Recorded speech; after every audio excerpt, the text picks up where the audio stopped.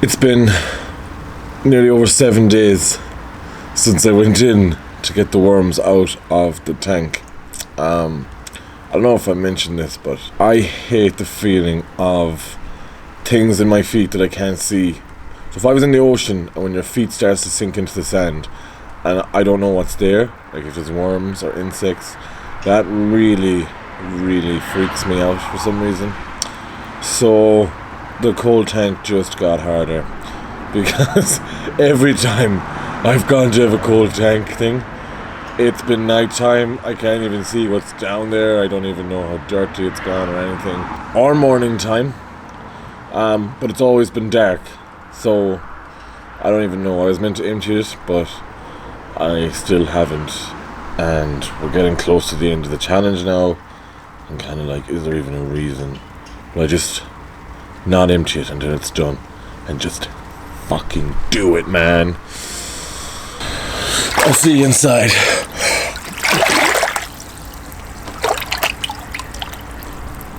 I have been really struggling. My mood has been up and down, but it's been down mostly, just low motivation and kind of struggling through things. On the bright side of this, it has given me the opportunity to explore why am I struggling so much at this stage.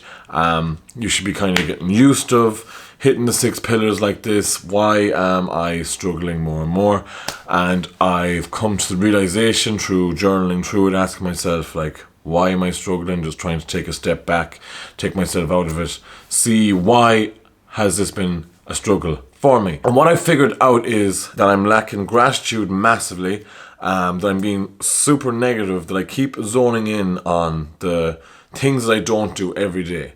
So I'm doing all these things every single day, and if I don't do exactly what I wanted to do that day, I'm just absolutely beating myself up in my head and being like, just really putting the spotlight in that, blowing it up, being like, why can't you just get this thing done? What is wrong? Blah, blah, blah, blah, blah. I've made a list today. So I made a list today of the positive things that I did, the things that I got done, and then the negative things, the things I might have done, or things that I wouldn't be happy with. So I'm just going to read out the positive list for you now. I woke up this morning alive and well.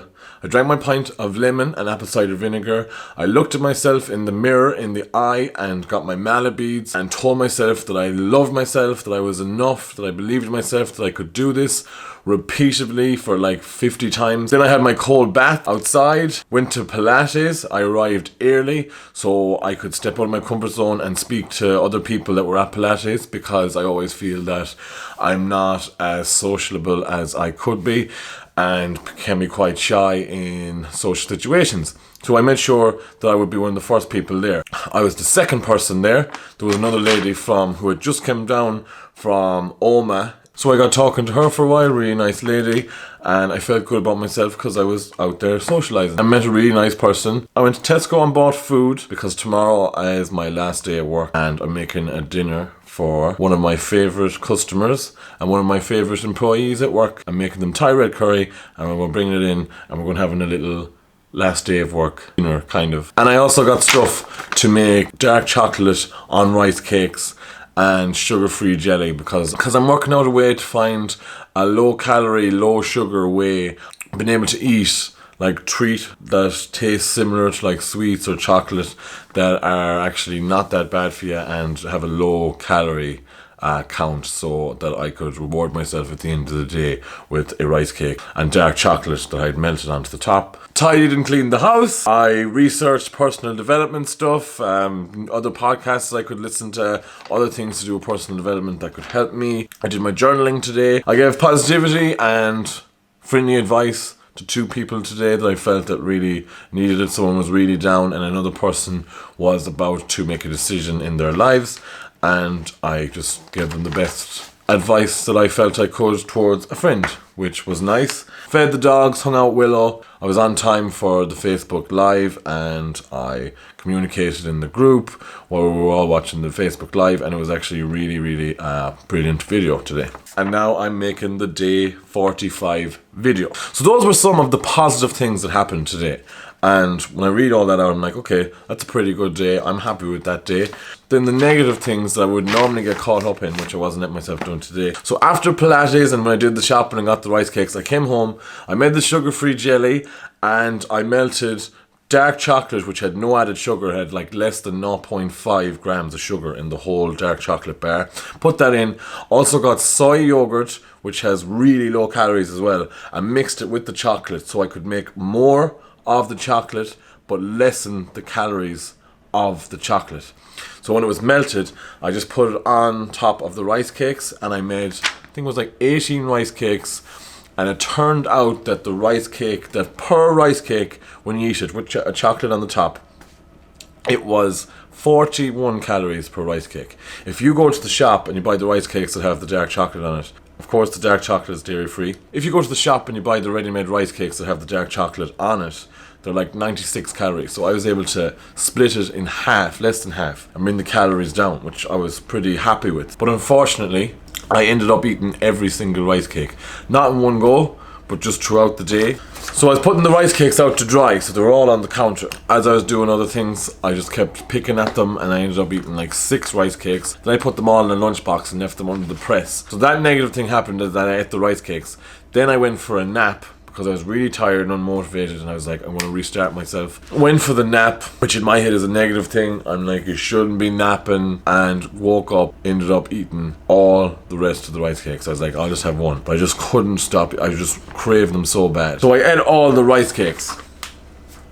And then there was a lot of time in the day as well where I felt like I could have been better with my time management. I could have executed things a lot faster and could have had an extra hour or two to do other things that I needed. So those were all the negative things, which I feel, if you think of all the positive things I did and all the negative things I did, I think the positive really outweighed the negative. And with the negative, I also came to the realization of something, that I'm just going to have to like sock it in the I just cannot seem to get the balance of like, oh, I'll just have one rice cake per day. I actually think I just need to not reward myself with dark chocolate or anything like that, for now anyway, and just have no rewards. The reward is feeling good all the time, because if I just stick to eating healthy food, I just constantly have good energy. I wake up every morning feeling a lot better, because I know what it feels like to eat junk food, takeaway, chocolate, sweets, and wake up the next morning. It's like a sugar hangover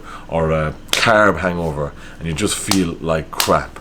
So the reward, which is the biggest reward, feeling healthy, and I just have to kind of get my mind around that and how good I feel after eating the food. I won't be eating the rice cakes. We'll see with the jelly, we'll see how the jelly goes, because the jelly is seriously low in calories. It's sugar free. Now I'm sure it's still not the healthiest thing in the world. We'll see how it goes tomorrow. That's what I learned from the negative things.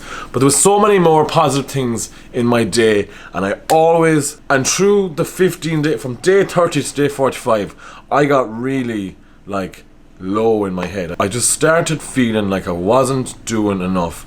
Rob was putting up videos about pushing yourself harder, and what can you do now that you're adapting to doing the 6 pillars every day. What can you do to make things harder, to go more extreme? And this was going on in my head a lot. I was like, I'm not even doing what I need to do properly. I can't do this, blah blah blah. I'm not spending enough time journaling. I'm not spending enough time visualizations. My diet isn't strict enough. I'm not doing enough cold baths. I'm not exercising enough, etc, etc. It just became overwhelming. I was just focusing on what I wasn't doing and not focusing on what I should be doing, and it was just really like taking away my enthusiasm.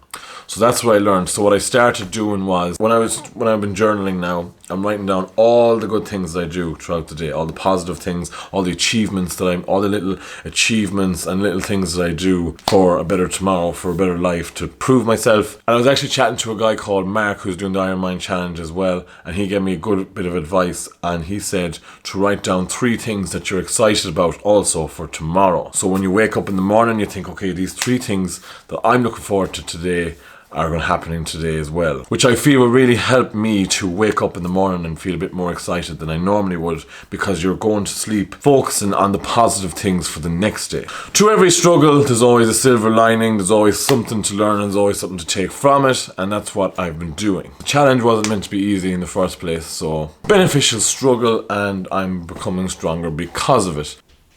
Actually leads me on to... Hello? Are you busy? It's alright, I went on steam long anyway, Jonny. I just came in to see how's things. Has he bag of rubbish back here too? No, I had to put it in because I needed to put the bag on top of this chair to focus my lens, because I needed to can blur things out. It's just a camera thing. Reach on to Mum. Do you know put on the heat for... Well, the heat's on now. Is it on? Because them kids will get cold coming from that heat. I know they will. Especially Jamie.